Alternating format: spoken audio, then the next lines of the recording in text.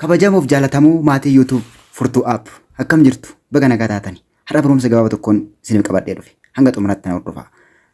Akkamitti iimeelii lakkoofsa isaan walaa bade yookiin lakkoofsa isaan bira hin jirre akka lakkoofsa dhulka jirutti jijjiirannu waliin laalla. Iimeelii keenya keessa gadi seenuudhaan mallattoo piroofaayilii iimeelii keenya sanarra jiru gadi tuquudhaan gara keessa isaatii seenna. Gara keessaa akkuma seenneen manaajur Google account kan jedhu jala isaatti barreeffamee jira. Fakkeenyaaf iimeelii kana jala isaatti iimeelii kanarraa jijjiiruu waan barbaadeef iimeelii kana lakkoofsan ittiin banee waan of biraa hin qabneef jijjiiruun barbaade jechuudha. Kanaaf irra gadi tuqnee xiqqoo eegna kallattumaan gara Google yookiin gara Chrome keessa nu seensisa jechuudha. Fayyoo viizhin kan jedhu kun iimeelii kana lakkoofsa jijjiiruun barbaade. Lakkoofsa aaratti galchuu waan barbaadeef as jalatti wantoota hedduu argina. Hoomii, parsanaalii, sakuriitindaa, piriifeesii wantoota garaagaraa as jala jira jechuudha. Isaan kana fayyadamnee waan baay'ee iimeelii keenya irraa sirreeffanna. Har'a garuu personal info kan jedhu irratti kilik goonee gara gadi deemna. Hanga lakkoofsa iimeeliin kun ittiin baname arginutti ol harkifanna. Hanga lakkoofsa iimeeliin kun ittiin baname arginutti ol harkifanna jechuudha. Kun akkuma argitan iimeeliin kun lakkoofsa kanaan baname. Hamma lakkoofsa kanarraa lakkoofsan of harkaa qabu yookiin sararaan of harkaa qabuttan jijjiiruu barbaada. Karuma salphaa ta'een xiyya fuuldura lakkoofsa kanaa jiru irra gadi tuquudhaan gara fuula duraatti deemna. Xiyya irra gadi tuquudhaan gara fuula duraatti deemna. Inniyyuu gara fuula fuulduraatti nu dabarsaa jechuudha gaafa irra gadi tuqaasnu yookiin icha irratti gaafa kilik goonu. Kana booda ammas fuula lammaffaa nu fida. Ammas akkuma kana xiyya fuuldura jirtu irra gadi tuquudhaan gara fuula duraatti deemna ammallee. Gara fuula duraatti deemna xiyyicha irra gadi tuquudhaan jechuudha. Sababiin isaa lakkoofsa kanarraa gara lakkoofsa biraatti waan jijjiiruu barbaadeef. Erga tuqaasneen booda xiqqoo rooteet godhee yookiin sarchi godhee fuula itti aanutti nu dabarsa. Fuula itti aanutti nu dabarsa. Fuula itti aanutti gaafa nu dabarse fuula kana nuuf fida. Asirratti mallattoo qalamaa kanatu jira. Mallattoo qalamaa kana gadi tuqaasuudhaan ammallee gara fuula duraatti deemna. Mallattoo qalamaa kana gadi tuqaasuudhaan gara fuulduraatti deemna. Gara fuulduraatti deemna. Fuula kana nuuf fida jechuudha. Fuula kanarratti immoo barreeffama kontiinuu jedhutu jira jechuudha. Akkuma argitan giriin ta'ee kontiinuu kan jiru kana jira. Isarra tuqaasnee ammallee gara fuulduraatti deemna jechuudha. Gara fuulduraatti deemna.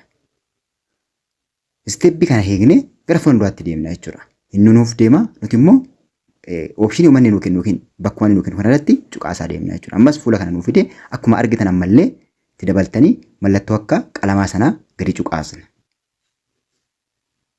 Mallattoo qalamaa sana gadi tuqaasna. Ammallee mallattoo qalamaa sana gadi tuqaasnee gara fuula duraatti deemna.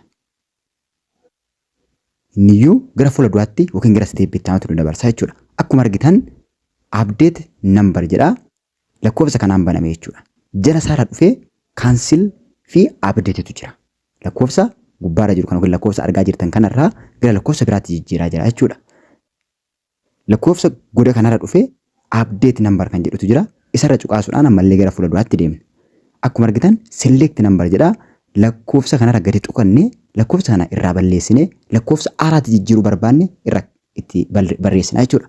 Lakkoofsa haaraatti jijjiiruu barbaadetti galcheen isin agarsiisa. Step isaa iddeen hordoftu taanaan salphaatti jijjiirachuu dandeessu jechuudha. Kana booda next kan jedhu irratti kilik goona. Lakkoofsa itti galchineen booda yookiin lakkoofsa irratti barreessineen booda gara fuula duraatti deemna jechuudha. Next jennaan.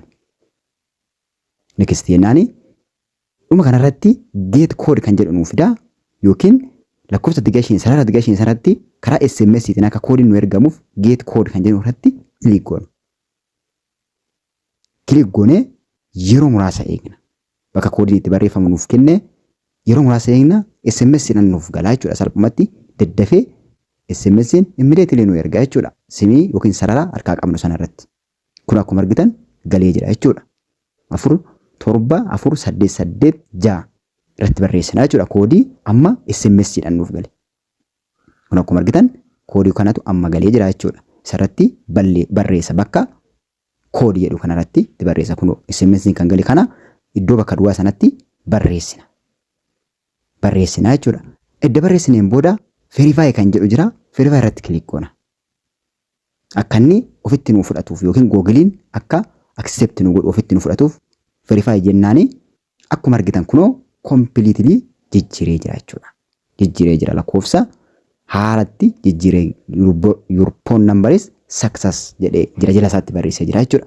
Guutummaatti akka kanatti lakkoofsa barbaadan isin harkaa badee haa ta'u yookiin namni biraa isinii baasee yookiin sararri isin jalaa badee haa ta'u iimeelii keessan iimeelii jalqabaa simii of harkaa qabdanitti salphaatti geeddarachuu dandeessuu itti gargaaramaa waan gaafisitti immoo koomentii irratti barreessaa kun akkuma argitan kompiiliitii jijjiiree jira itti fayyadamaa hanga dhumaatti waan hordoftanii guddaa galatoomaa nagaan naa turaa viidiyoo biraatiin hanga wal agarrutti asumaan laayikii akkasuma obboloonni haaraan sabskiraayib gochuun dagatinaa nagaan naa turaa yeroo gaarii viidiyoo biraatiin wal agarra.